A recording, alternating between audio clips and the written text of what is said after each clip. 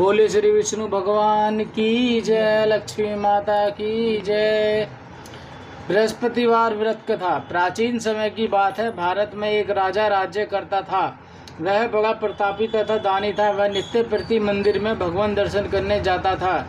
वह ब्राह्मण और गुरु की सेवा किया करता था। उसके द्वार से कोई भी याचक निराश होकर नहीं लौटता था। वह प्रत्येक गुरुवार को व्रत रखता एवं पूजन करता था। हर दिन गरीबों की सहायता करता था, परंतु यह सब बातें उसकी रानी को अच्छी नहीं लगती थी। वह न व्रत करती, न किसी को एक भी पैसा दान में देती थी। वह राजा से भी ऐसा करने को मना किया करती थी। एक समय की बात है कि राजा तो शिकार खेलने वन को चले गए। घर पर रानी और दासी थीं। उस समय गुरु बृहस्पति साधु का रूप धारण कर राजा के दरवाजे पर भिक्षा मांगने आए। साधु ने रानी से भिक्षा मांगी तो वह कहने लगी, हे साधु महाराज, मैं इस दान और पुण्य से तंग आ गई हूँ। इस कार्य के लिए तो मेरे पति देवी बहुत हैं। अब आप ऐसी कृपा करें कि सारा धन नष्ट हो जाए तथा मैं आराम से रह सकूं। साधु रूपी बृहस्पति देव ने कहा, हे देवी, तुम बड़ी विचित्र हो। संतान और धन से कोई दुखी नहीं होता, इसको सभी चाहते हैं। पापी भी पुत्र और धन की इच्छा करता है। अगर तुम्हारे पास धन अधिक है तो भूखे मनुष्य को भोजन कराओ, प्याऊ लगवाओ, ब्राह्मणों को दान दो, धर्मशालाएं बनवाओ, कुआं, तालाब, बावड़ी, बाग, बगीचे आदि का निर्माण कराओ तथा निर्धनों की कुंवारी कन्याओं का विवाह कराओ। साथ ही यज्ञ आदि करो। इस प्रकार के कर्मों से आपके कुल का और आपका नाम भी सार्थक होगा एवं तुम्हें भी स्वर्ग की प्राप्ति होगी। परंतु रानी साधु की इन बातों से खुश नहीं हुई और उसने कहा, हे साधु महाराज, मुझे ऐसे धन की आवश्यकता नहीं है जिसको मैं अन्य लोगों को दान में देती फिरूं तथा जिसको रखने और संभालने में ही मेरा सारा समय नष्ट हो जाए।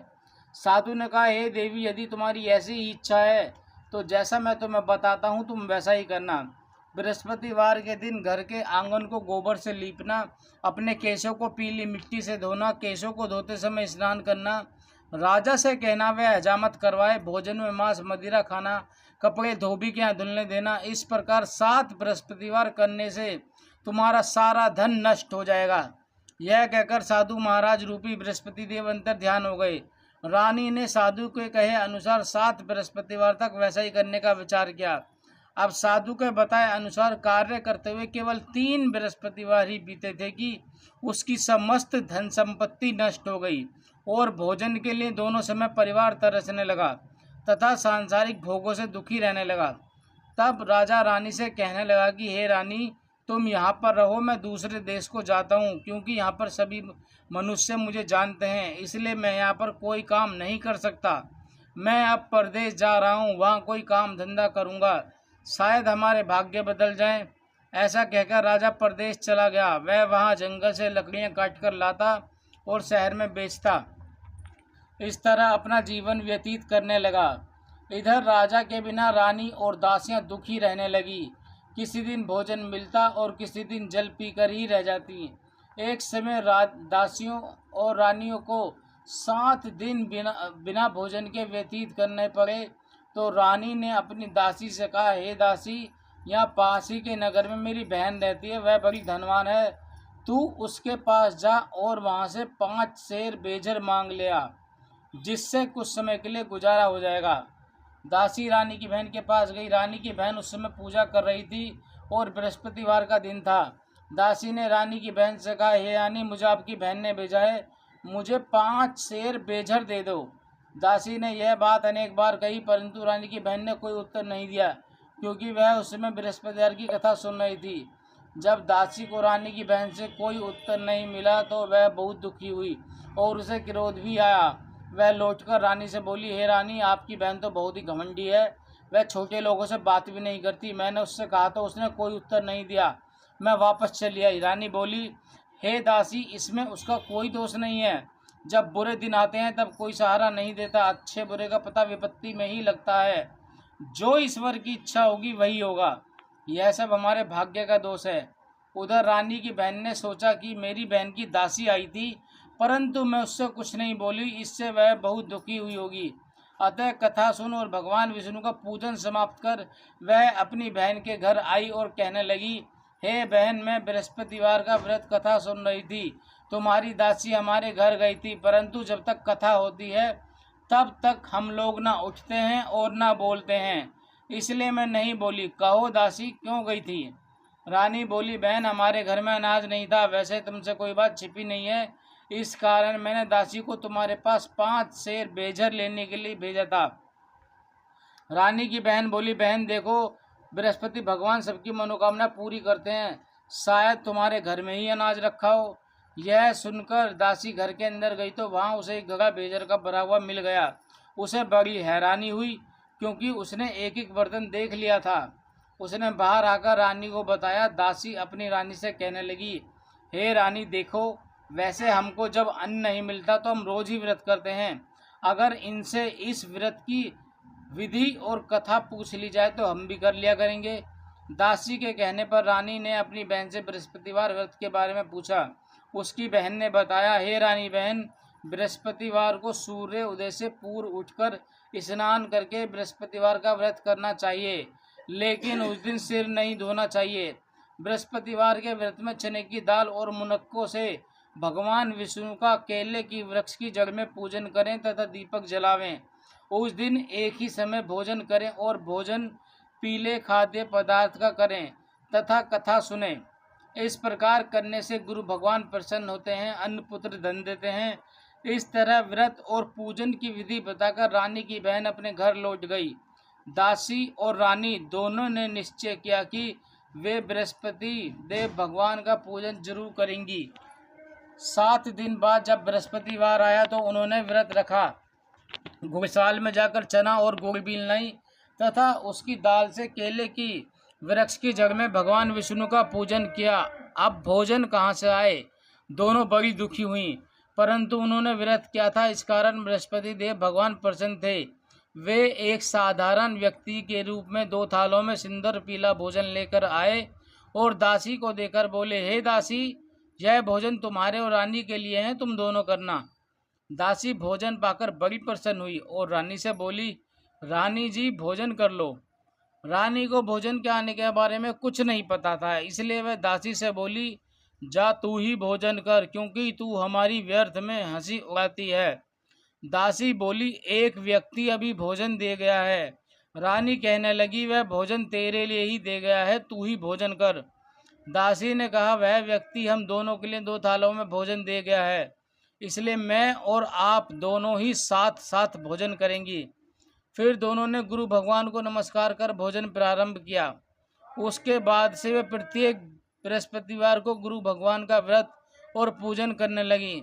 बृहस्पति भगवान की कृपा से उनके पास धन हो गया, परंतु रानी फिर पहले की तरह से आलस्य करने लगी। तब दासी बोली, देखो रानी, तुम पहले भी इस प्रकार आलस्य करती थी, तुम्हें धन के रखने में कष्ट होता था, इस कारण सभी धन नष्ट हो गया। अब गुरु भगवान की कृपा से धन मिला है तो तुम्हें आलस्य होता है। बड़ी मुसीबतों के बाद हमने यह धन पाया है, इसलिए हमें दान पुण्य करना चाहिए। तुम भूखे मनुष्यों को भोजन कराओ, प्याऊ लगवाओ, ब्राह्मणों को दान दो, कुआं तालाब बावड़ी बाग बगीचे आदि का निर्माण कराओ, मंदिर पाठशालाएं बनवाकर दान दो और गरीब कन्याओं की विवाह कराओ। धन को शुभ कार्यों में खर्च करो, जिससे तुम्हारे कुल का यश बढ़े तथा स्वर्ग प्राप्त हो और पितृ प्रसन्न हो। दासी की बात मानकर रानी ने इस प्रकार के कर्म करने प्रारंभ कर दिए, जिससे उनका काफी यश फैलने लगा। एक दिन रानी और दासी आपस में विचार करने लगी, ना जाने राजा किस दशा में होंगे, उनकी कोई खोज खबर नहीं है। गुरु भगवान से उन्होंने प्रार्थना की और भगवान ने रात्रि में राजा को स्वप्न में कहा, हे राजा उठ, तेरी रानी तुझको याद करती है, अब अपने देश को लौट जा। राजा प्रातःकाल उठकर जंगल से लकड़ियां काटकर लाने के लिए जंगल की ओर चल पड़ा। अब जंगल से गुजरते हुए सोचने लगा कि रानी के एक गलती से कितने दुख भोगने पड़े। राजपाट छोड़कर उसे जंगल में आकर रहना पड़ा। जंगल से लकड़ियां काटकर उन्हें बेचकर गुजारा करना पड़ा। उसी समय उस जंगल में बृहस्पति देव एक साधु का रूप धारण कर आए और राजा के पास आकर बोले, हे लकड़हारे, तुम इस सुनसान जंगल में किस चिंता में बैठे हो, मुझे बतलाओ। यह सुन राजा के नेत्रों में जल भर आया और साधु की वंदना कर बोला, हे प्रभु, आप सब कुछ जानने वाले हैं। इतना कहकर राजा ने साधु को अपनी संपूर्ण कहानी सुना दी। महात्मा तो स्वभाव से ही दयालु होते हैं। वे राजा से बोले, हे राजा, तुम्हारी पत्नी ने बृहस्पति देव के प्रति अपराध किया था, जिसके कारण तुम्हारी यह दशा हुई। अब तुम किसी प्रकार की चिंता मत करो, भगवान तुम्हें पहले से अधिक धन देंगे। देखो, तुम्हारी पत्नी ने बृहस्पतिवार का व्रत करना प्रारंभ कर दिया है। अब तुम भी बृहस्पतिवार का व्रत करके चने की दाल व गुड़ और जल को लोटे में डालकर केले के पत्ते से भगवान विष्णु का पूजन करो। फिर कथा कहो या सुनो, भगवान तुम्हारी सब मनोकामनाओं को पूर्ण करेंगे। साधु को प्रसन्न देखकर राजा बोला, हे प्रभु, मुझे लकड़ी बेचकर इतना भी पैसा नहीं बचता जिससे भोजन करने के उपरांत कुछ बचा सकूं। फिर मैंने रात्रि में अपनी रानी को व्याकुल देखा है। मेरे पास कोई ऐसा साधन नहीं जिससे उसका समाचार जान सकूं। मैं बृहस्पतिवार की कौन सी कहानी कहूँ या सुनूं, मुझको तो कुछ ही मालूम नहीं है। साधु ने कहा, हे राजा, तुम किसी प्रकार की चिंता मत करो। बृहस्पतिवार के दिन तुम रोजाना की तरह लकड़ियां लेकर शहर में जाओ। तुम्हें रोजाना से 2 गुना धन प्राप्त होगा, जिससे तुम भली भांति भोजन कर लोगे तथा बृहस्पति देव की पूजा का सामान भी आ जाएगा। और बृहस्पति देव की कथा इस प्रकार है। प्राचीन समय की बात है, एक बहुत ही निर्धन ब्राह्मण था। उसके कोई संतान नहीं थी। वह नित्य पूजा पाठ करता, परंतु उसकी स्त्री बहुत ही मलिनता के साथ रहती थी। वह न स्नान करती, न किसी देवता का पूजन करती। प्रातःकाल उठते ही सर्वप्रथम भोजन करती, बाद में कोई अन्य कार्य करती। ब्राह्मण देवता बहुत दुखी रहते थे। पत्नी को बहुत समझाते, किंतु उसका कोई परिणाम ना निकलता। भगवान की अनुकंपा से एक समय उस ब्राह्मण की पत्नी गर्भवती हुई और 10वें महीने एक सुंदर कन्या को जन्म दिया। निर्धन ब्राह्मण कन्या के जन्म से बहुत दुखी हुआ। धीरे धीरे ब्राह्मण की कन्या बड़ी होने लगी। बचपन से ही उस कन्या की रुचि भगवान विष्णु की पूजा में थी। वह प्रातःकाल उठते ही स्नान आदि करके भगवान विष्णु की पूजा करने मंदिर में जाती थी और बृहस्पतिवार को व्रत करके विधिवत पूजा पाठ किया करती थी। पूजा पाठ के बाद जब वह पढ़ने के लिए पाठशाला में जाती तो घर से चलते हुए मुट्ठी भर जो साथ लेकर जाती थी और पाठशाला के रास्ते में थोड़े थोड़े जो गिराती जाती थी। जब वह पाठशाला से घर लौटती तो वह जौ के दाने सोने में बदले हुए मिलते थे। लड़की सभी सोने के दाने बीन लाती थी। एक दिन जब वह सोने के दानों को साफ कर रही थी तो उसकी माँ ने कहा, बेटी, सोने के दानों को साफ करने के लिए सोने का सूप भी होना चाहिए। अगले दिन बृहस्पतिवार था। उसने भगवान बृहस्पति देव की पूजा करते हुए प्रार्थना की, हे भगवान, यदि मैंने आपका व्रत विधिवत किया हो तो मुझे सोने का सूप दे दो। भगवान बृहस्पति देव ने उसकी मनोकामना पूरी करने का वचन दिया। पाठशाला से लौटते समय उसे रास्ते में सोने का सूप पड़ा हुआ मिला। घर लौटकर सोने का सूप अपनी माँ को दिखाकर वह सोने के दाने साफ करने लगी। सोने के सूप में जो साफ करते देख राजकुमार उस पर मोहित हो गया और महल में लौटकर राजकुमार ने राजा से उस लड़की से विवाह करने की इच्छा प्रकट की। तो राजा ने ब्राह्मण को महल में बुलवाकर राजकुमार से उस कन्या का विवाह अपने राजकुमार से धूमधाम से करवा दिया। धूमधाम से उस लड़की का विवाह राजकुमार से हो गया। दुल्हन बनकर ब्राह्मण की लड़की महल में चली गई। अब लड़की के चले जाने से ब्राह्मण फिर से निर्धन हो गया। उसे कई कई दिन भोजन भी नहीं मिलता था। बहुत दुखी होकर ब्राह्मण एक दिन अपनी लड़की के पास गया। अपने पिता से निर्धनता का समाचार सुनकर उसने बहुत सा धन देकर अपने पिता को विदा किया। उस धन से ब्राह्मण के कुछ दिन तो आराम से गुजर गए, लेकिन जल्दी फिर भूखे मरने की हालत हो गई। ब्राह्मण अपनी लड़की से धन लेने के लिए फिर महल में पहुंचा तो लड़की ने पिता की बुरी हालत देखकर कहा, पिताजी, आखिर आप मुझसे धन लेकर अपना जीवन यापन कब तक करेंगे? आप कोई ऐसा उपाय क्यों नहीं करते जिससे आपका घर धन संपत्ति से भर जाए? ब्राह्मण ने कहा, मैंने तेरी माँ को बहुत समझा लिया, पर उसकी समझ में कुछ नहीं आता। उसका फूहड़पन नष्ट हो तो घर की निर्धनता भी दूर हो जाए।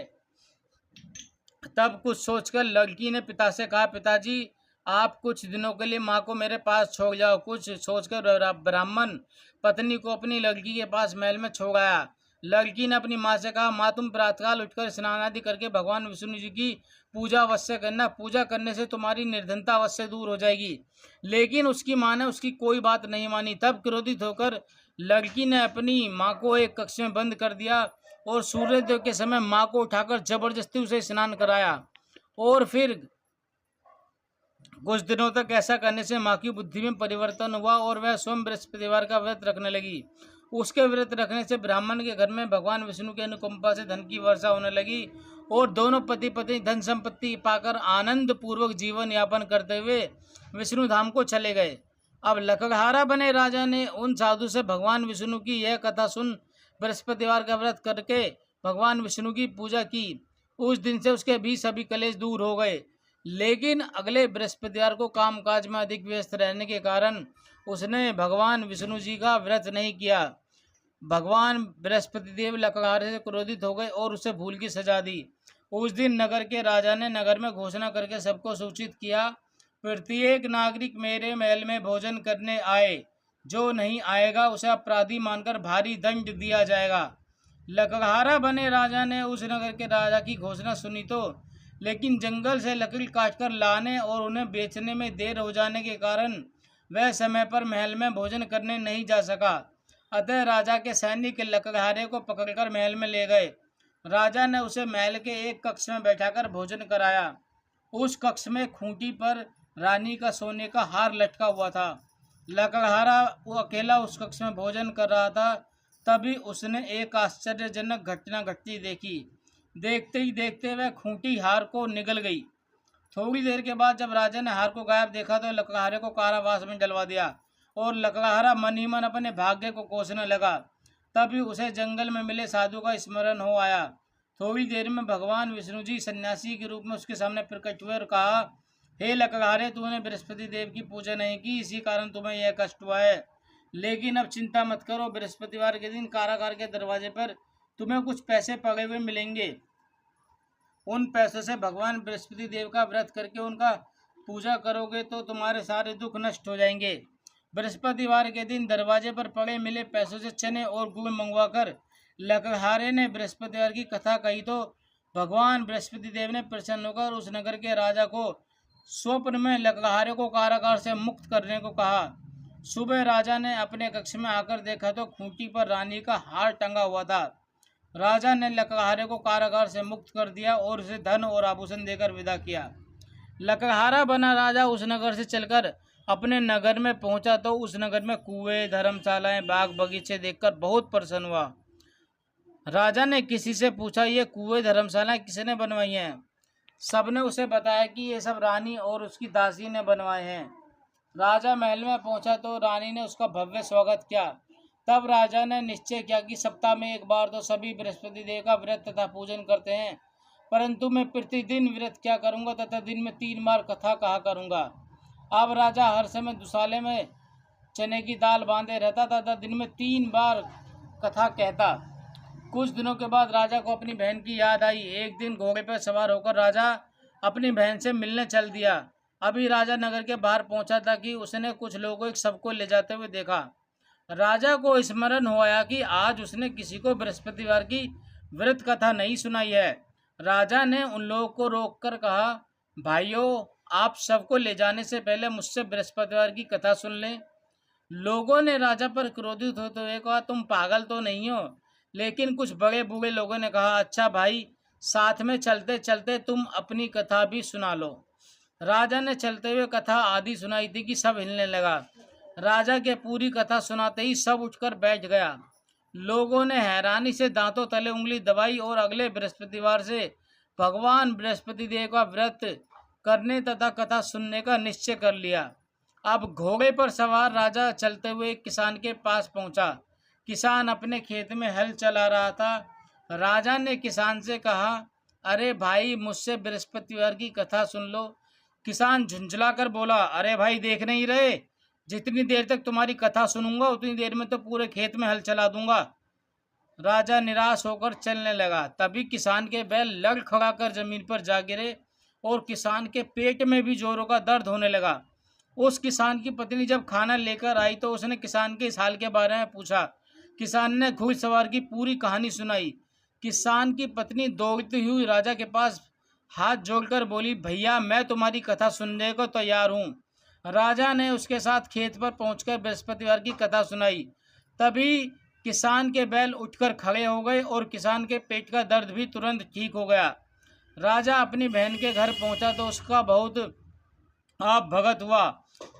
अगले दिन सुबह उठकर राजा ने देखा घर के सभी लोग तो भोजन कर रहे हैं, लेकिन किसी भूखे को बृहस्पतिवार की कथा सुनाए बिना राजा भोजन नहीं करता था।